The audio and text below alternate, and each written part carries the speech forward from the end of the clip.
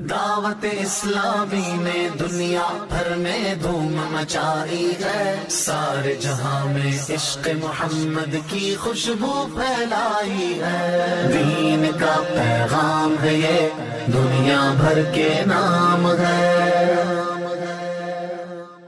اب بات کرتے ہیں اس شخص کی جس کا فتنہ اس زمانے میں بھی تھا اور آج بھی اس کا فتنہ باقی ہے۔ وہ بدبخت کون تھا؟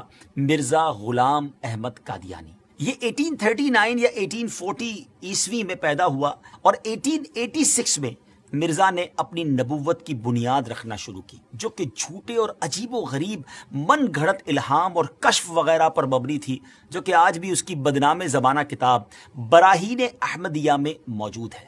اس کے بعد مرزا قادیانی نے 1901 ایئر میں حقیقی نبوت کا دعویٰ کر دیا۔ یہ شخص انبیاء کرام کا نہایت گستاخ تھا۔ حضرت عیسیٰ علیہ السلام کے بارے میں لکھتا ہے کہ آپ علیہ السلام کے بہت سے معجزے مشہور ہیں، لیکن حق بات یہ ہے کہ آپ سے کوئی معجزہ ظاہر نہیں ہوا، معاذ اللہ۔ دعوی نبوت کے بعد مرزا کی رگ شیطانی مزید بھڑکی تو اس نے خدائی کا دعویٰ کر ڈالا۔ لکھتا ہے کہ میں نے نیند میں اپنے آپ کو ہو بہو اللہ دیکھا اور میں وہ اللہ ہوں۔ پھر میں نے آسمان و زمین بنائے اور کہا ہم نے آسمان کو ستاروں کے ساتھ سجایا ہے۔ استغفر اللہ، استغفر اللہ۔ دیگر جھوٹے نبوت کے دعوے داروں کی طرح مرزا غلام قادیانی نے بھی کچھ پیشن گوئیاں کی تھیں، مگر ان کا انجام مسیلمہ کذاب کی طرح ہی ہوا۔ چند باتیں بتاتا ہوں اس بارے میں کہ نمبر 1، اس نے اپنے لیے ایک لڑکے کی پیشن گوئی کی کہ کہا تھا کہ انبیاء کا چاند ہوگا اور بادشاہ اس کے کپڑوں سے برکت لیں گے، مگر اس کے ہاں لڑکی ہو گئی تو اس پر کہنے لگا کہ وہی سمجھنے میں غلطی ہو گئی ہے، اب کی بار جو بچہ پیدا ہوگا وہ لڑکا جو ہے وہ انبیاء کا چاند ہوگا۔ اس بار بیٹا تو ہوا مگر چند روز بعد ہی مر گیا۔ بادشاہ تو دور کی بات ہے، کسی محتاج نے بھی اس کے کپڑوں سے برکت نہ لی۔ نمبر 2، اس نے ایک اور پیشن گوئی کی کہ آسمانی بیوی کی پیشن گوئی کی اور اپنی چچا زاد بہن احمدی کو خط بھیجا کہ اپنی بیٹی محمدی بیگم میرے نکاح میں دے دے۔ اس نے صاف انکار کیا، اس پر دھمکیاں دی اور پھر کہا کہ وہی آ گئی ہے، ہم نے تیرا نکاح اس سے کر دیا ہے، اور یہ کہ اس کا نکاح اگر تو دوسری جگہ کرے گی تو 2.5 یا 3 برس کے اندر اس کا شوہر مر جائے گا۔ مگر اس خدا کی بندی نے اس بدبخت کی ایک نہ سنی اور سلطان محمد خان سے نکاح کر دیا۔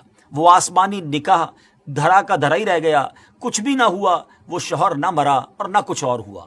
اللہ اکبر۔ ناظرین، جھوٹوں کا یہی انجام ہوتا ہے۔ بہرحال مرزا غلام احمد قادیانی نے قانون کا امتحان دیا، لا کا امتحان دیا، ٹیسٹ دیا، مگر فیل ہونے پر تعلیم سے اس کا دل اچاٹ ہو گیا۔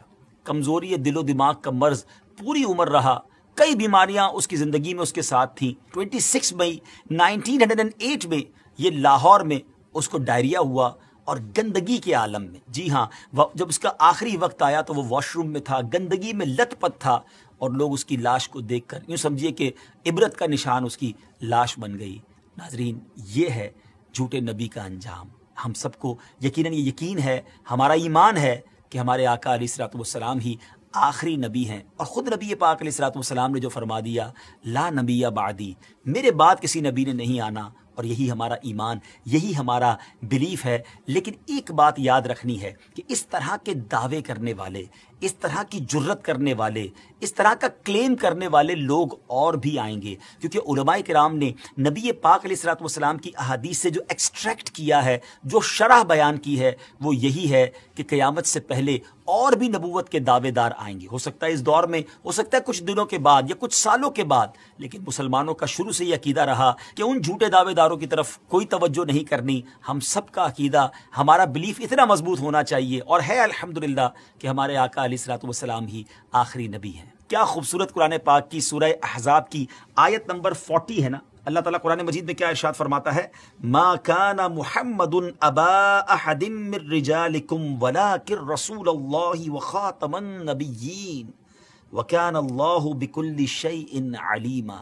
سبحان اللہ، کتنا خوبصورت اس کا ترجمہ ہے۔ محمد تمہارے مردوں میں کسی کے باپ نہیں ہیں، لیکن اللہ کے رسول ہیں اور سب نبیوں کے آخر میں تشریف لانے والے ہیں، اور اللہ سب کچھ جاننے والا ہے۔ تو تو الحمدللہ یہ چمکتا دمکتا عقیدہ مسلمانوں کا صبح قیامت تک انشاءاللہ جاری و ساری رہے گا کہ اللہ کے آخری نبی جناب محمد الرسول اللہ صلی اللہ تعالیٰ علیہ وسلم ہیں، اور یہی ہمارا ایمان ہے۔ بہرحال ان جھوٹے نبوت کے دعوے داروں کے بارے میں ہم نے جانا، اور علماء احادیث کی شرح کرتے ہوئے لکھتے ہیں کہ یہ نشانی ابھی اور چلنی ہے، یعنی اور لوگ بھی قیامت سے پہلے اس طرح کے دعوے کرتے رہیں گے اور مسلمان ان سے نپٹتے رہیں گے۔ بہرحال اللہ کریم ہم سب کو سچے ایمان والا، صحیح عقیدے والا مسلمان بنائے۔